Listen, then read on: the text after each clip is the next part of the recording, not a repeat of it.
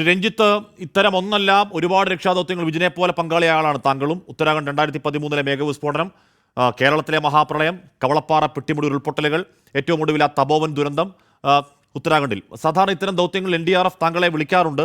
അങ്കോളയിലേക്ക് പോകുന്നുണ്ട് രഞ്ജിത്ത്? തീർച്ചയായിട്ടും ഇപ്പം പുറപ്പെടുകയാണ്. ഒരു 9 മണിയാകുമ്പോഴത്തേക്കാണ് പുറപ്പെടാൻ വേണ്ടി നിൽക്കുന്നത്. എന്ന് പറഞ്ഞാൽ അവിടെ ഒരുപാട് മണ്ണ് ഇടിഞ്ഞിങ്ങനെ കിടക്കുകയാണ്. ഒരു ചെറിയ ഉരുൾപൊട്ടൽ കണക്കെ മണ്ണിടി ആണ്.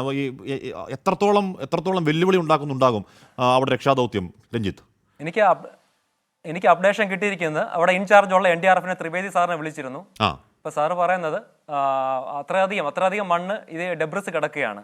അപ്പോൾ ആ മണ്ണ് മാറ്റിക്കൊണ്ട് ആ ലോറി കണ്ടെത്തുക എന്നുള്ള ഒരു ശ്രമകരമായ ദൗത്യമാണ്. ഇത് തന്നെയാണ് ഉത്തരാഖണ്ഡ് സിൽക്കിയാര ബാർക്കോട്ട് ടണലിൽ സംഭവിച്ചത്. ആ മണ്ണ് മാറ്റിക്കൊണ്ട് ആ തൊഴിലാളികളെ പുറത്തിറക്കാൻ അസാധ്യമായത് കരുതിക്കൊണ്ടാണ് ഞങ്ങൾ ഒരു 800 mm ഒരു ട്യൂബുകൾ അടിച്ചുകൊണ്ട്, അത് റെസ്ക്യൂ ഒരു പ്രത്യേക ഷാഫ്റ്റുകൾ അടിച്ചുകൊണ്ട് അവർ അതുവഴി പുറത്തിറക്കുകയായിരുന്നു.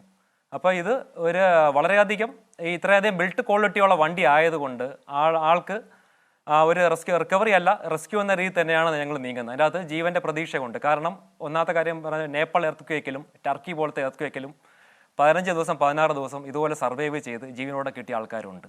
സോ ഇതിലൊരു ഹോപ്പ് ഉണ്ട്. ഇതിൽ ആ വാക്കുകൾ നൽകുന്ന ആശ്വാസം സന്തോഷം ചെറുതല്ല. ആ വാക്കുകൾ നൽകുന്ന ആശ്വാസം സന്തോഷം ചെറുതല്ല. അതെ അതെ അല്ല രഞ്ജിത്ത്, ഇവിടെ നേരത്തെ വിജിൻ പറയുന്നത് പോലെ ഇത് ഇനിയിപ്പോൾ ഉള്ള ഓരോ മിനിറ്റും അതിനിർണായകമാണ്. എന്ന് പറഞ്ഞാൽ നമ്മൾ താങ്കൾക്ക് അത് പ്രതികരിക്കാൻ പറ്റുമെന്ന് അറിയില്ല. ഏറ്റവും ഗോൾഡൻ അവേഴ്സ് എന്ന് പറയുന്നത് എന്തുകൊണ്ടോ നഷ്ടപ്പെടുത്തി, ആരുടെ അനാസ്ഥ എന്നുള്ള എന്താ കാര്യം പിന്നെ നമുക്ക് ചർച്ച ചെയ്യാം. എന്തായാലും ഇന്ന് രാവിലെ മുതലാണ് അവിടെ വളരെ ആക്റ്റീവായ രക്ഷാപ്രവർത്തനം ഉണ്ടായത്. അപ്പോൾ താങ്കൾ നേരത്തെ പറഞ്ഞ പോലെ ഉത്തരാഖണ്ഡിലെ ടണലിൽ ഇറക്കിയതുപോലെയുള്ള അതിനൂതനമായ രക്ഷാ ഐഡിയകൾ ഇപ്പോൾ ഇംപ്ലിമെന്റ് ചെയ്യേണ്ട സമയമാണ് അല്ല രഞ്ജിത്ത്?